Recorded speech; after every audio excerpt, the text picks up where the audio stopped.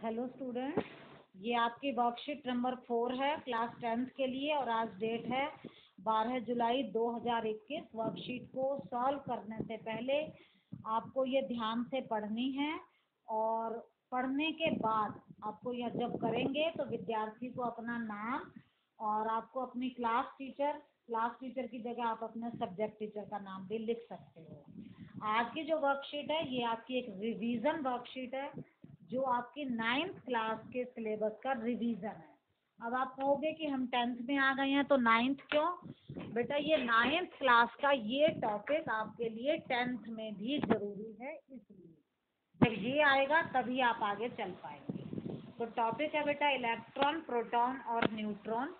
Electron, proton और neutron क्या होते हैं, इससे पहले हमें पता होना चाहिए कि परमाणु क्या होता है।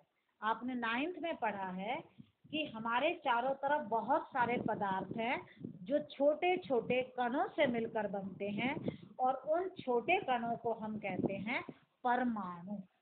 ये आप पहले पढ़ चुके हो कि जितने भी पदार्थ हैं वो छोटे छोटे कणों से मिलकर बनते हैं जिन्हें हम कहते हैं परमाणु।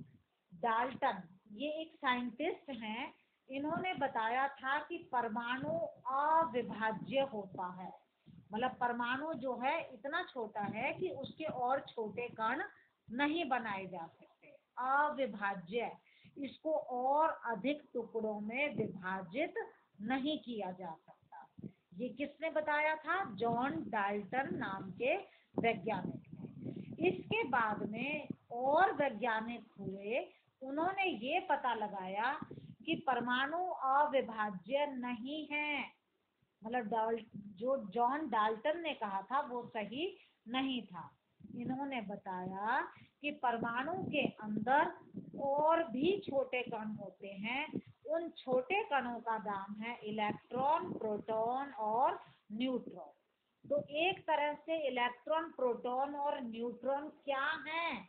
ये परमाणु के अवपरमाणु कण हैं। क्या है ये? अवपरमाणु, मतलब परमाणु के भी छोटे कण हैं।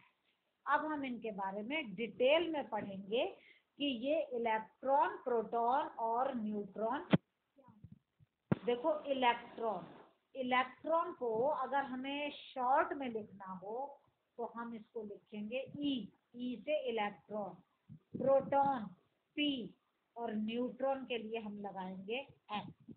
ठीक है। दूसरी बात, ये एक परमाणु है और परमाणु के जो बीच वाला भाग है इसको हम बोलते हैं नाभिक। परमाणु के जो बीच वाला भाग है इसको हम कहते हैं नाभिक। नाभिक के अंदर कौन कौन रहता है? प्रोटॉन और न्यूट्रॉन। प्रोटॉन कहाँ स्थित होता है? नाभिक के अंदर। न्यूट्रॉन कहाँ स्थित होता है? नाभिक के अंदर। तो बेटा फिर ये इलेक्ट्रॉन कहाँ रहता है? इलेक्ट्रॉन इस नाभिक के चारों तरफ क्या करता है? चक्कर लगाता है। दोबारा देखो, प्रोटॉन कहाँ है? नाभिक के अंदर। न्यूट्रॉन कहाँ है? नाभिक के अंदर। इलेक्ट्रॉन कहाँ है? इस नाभिक के चारों तरफ क्या करता है? ये चक्कर लगाता है। अब बेटा चक्कर ऐसे नहीं है कि जहां मर्जी घूम लिया। इस चक्कर के लिए ये इसकी निश्चित कक्षा होती है। ये इसी निश्चित कक्षा पर ही चक्कर लगाता है। इस निश्चित कक्षा को हम कहते हैं कोश। इस निश्चित कक्षा को हम क्या कहते हैं? कोश। आपको दो बातें पता चल गई, इलेक्ट्रॉन को ई से दर्शाते हैं, प्रोटॉन को पी से, न्यूट्रॉन को एन से। दूसरी बात आपको पता चली, प्रोटॉन नाभिक के अंदर होते हैं, न्यूट्रॉन नाभिक के अंदर होते हैं और इलेक्ट्रॉन नाभिक के चारों तरफ एक निश्चित कक्षा पर चक्कर लगाते हैं जिसे हम कोश कहते हैं।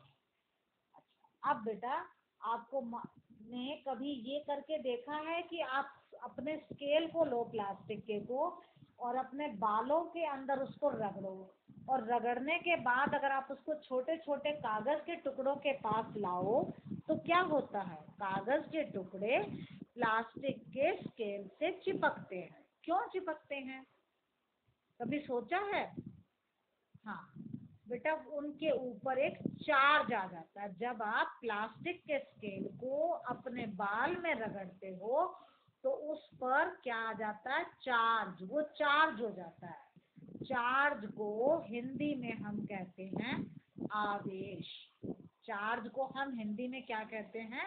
आवेश।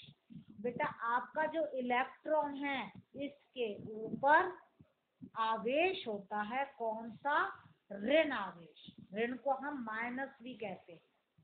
इलेक्ट्रॉन पर कौन सा आवेश होता है? ऋण आवेश। इसी तरह से प्रोटॉन के ऊपर होता है धन आवेश, प्लस। न्यूट्रॉन पर कोई आवेश नहीं होता, निल। इलेक्ट्रॉन पर कौन सा आवेश है? ऋण आवेश। प्रोटॉन पर धन आवेश, न्यूट्रॉन पर निल, कोई आवेश नहीं होता। देखो मैंने कैसे याद किया, ये प्लस है, प्लस प से पी, तो प्लस का मतलब पी, प्रोटॉन। प्रोटॉन पर कौन सा आवेश है? प्लस। और ये जो माइनस है, ऋण आवेश है, इससे बन गया ई, तो इलेक्ट्रॉन पर कौन सा आवेश है? ऋण। न्यूट्रॉन पर कोई आवेश नहीं होता। अब बेटा, इन कणों की खोज किसने की? इलेक्ट्रॉन को किसने ढूंढा, किसने खोजा? प्रोटॉन को किसने खोजा? न्यूट्रॉन को किसने खोजा? तो इसके लिए हमारे कई साइंटिस्ट हैं, वैज्ञानिक हैं। इलेक्ट्रॉन को खोजा जे टॉमसन ने। इलेक्ट्रॉन की खोज किसने की? जे टॉमसन ने। और प्रोटॉन की खोज किसने की? गोल्डस्टीन ने। प्रोटॉन की खोज किसने की? गोल्डस्टीन ने। आपको साइंटिस्ट का नाम याद करना है। और न्यूट्रॉन की खोज किसने की? जेम्स चैडविक ने। अब देखो मैंने आपको सब कुछ बता दिया। इलेक्ट्रॉन की खोज किसने की? जे टॉमसन ने। इलेक्ट्रॉन को हम किससे दर्शाते हैं? ई से। कौन सा आवेश होता है? ऋण आवेश। कहाँ होता है ये नाभिक के चारों तरफ निश्चित कक्षा में गति करता है या चक्कर लगाता है। इसी तरह मैंने आपको प्रोटॉन का बताया और मैंने न्यूट्रॉन का बताया। अब आप इस चित्र को देखो, यहाँ पर ये जो ब्लू कलर वाला है, ये इन्होंने क्या लिया है? न्यूट्रॉन। पिंक कलर वाला लिया है प्रोटॉन। और ये दोनों किसके अंदर है? नाभिक के अंदर। इलेक्ट्रॉन कहाँ है? वो नाभिक के चारों तरफ एक निश्चित कक्षा पर चक्कर लगा रहे हैं, और इस निश्चित कक्षा को हम क्या कहते हैं? कोश। ठीक है बेटा, ये बात आपको समझ आ गई होगी। अब हम आते हैं इसकी एक्सरसाइज पर। प्रोटॉन पर डैश आवेश होता है। मैंने आपको बताया आवेश दो तरह के हैं, एक माइनस और एक प्लस। इसको आप ऋण कह सकते हो, इसको आप धन कह सकते हो। तो प्लस से पी बढ़ गया, ये प्रोटॉन। प्रोटॉन पर कौन सा आवेश है? धन आवेश। ठीक है, आपको यहाँ लिखना है प्रोटॉन पर कौन सा आवेश है? धन आवेश। दूसरा प्रश्न है, इलेक्ट्रॉन पर डैश आवेश होता है। कौन सा होता है? ऋण आवेश। तीसरा, डैश ने न्यूट्रॉन की खोज की। किसने की? James Chadwick. न्यूट्रॉन की खोज किसने की? जेम्स चैडविक ने। अगला प्रश्न है, डैश ने इलेक्ट्रॉन की खोज की। किसने की? J Thomson. जे थॉमसन या टॉमसन एक ही बात है। किसकी खोज की? इलेक्ट्रॉन की। पहला प्रश्न आपको समझ आ गया होगा। अब हम आते हैं दूसरे प्रश्न पर। दूसरे प्रश्न में क्या है, आपको ये टेबल भरनी है। हाँ, इलेक्ट्रॉन पर आवेश, कौन सा आवेश होता है इलेक्ट्रॉन पर? ऋण आवेश। प्रोटॉन पर धन आवेश। न्यूट्रॉन पर कोई आवेश नहीं होता। आपको ये हिंदी में लिखना है। स्थिति, इलेक्ट्रॉन कहाँ होते हैं? नाभिक के चारों तरफ निश्चित कक्षा पर चक्कर लगाते हैं। इस निश्चित कक्षा को हम कहते हैं कोश। प्रोटॉन कहाँ होते हैं? नाभिक के अंदर। न्यूट्रॉन कहाँ होते हैं? नाभिक के अंदर। तीसरा चिन्ह क्या है? इलेक्ट्रॉन के लिए ई, प्रोटॉन के लिए पी और न्यूट्रॉन के लिए एस। ठीक है, अब हम आते हैं तीसरे प्रश्न। तीसरा प्रश्न है, आपको बताना है निम्न कथन सत्य है या असत्य।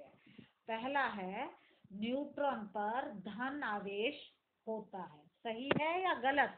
बेटा ये गलत है। क्यों गलत है? क्योंकि न्यूट्रॉन पर कोई आवेश नहीं होता। दूसरा है, इलेक्ट्रॉन नाभिक के चारों ओर घूमता है, ये सही है क्योंकि वो नाभिक के चारों तरफ चक्कर लगाता है। तीसरा है, प्रोटॉन पर धन आवेश होता है, ये सही है। चौथा, प्रोटॉन और न्यूट्रॉन नाभिक में होते हैं, ये भी सही है। पांचवा है, जेम्स चैडविक ने प्रोटॉन की खोज की, ये गलत है क्योंकि जेम्स चैडविक ने प्रोटॉन की नहीं, किसकी खोज की थी? न्यूट्रॉन की। आपको वर्कशीट समझ आ गई होगी। आप इसको दोबारा ध्यान से पढ़ें, समझें, और अगर आपका कोई डाउट है तो आप मुझसे जरूर पूछें। थैंक यू बेटा।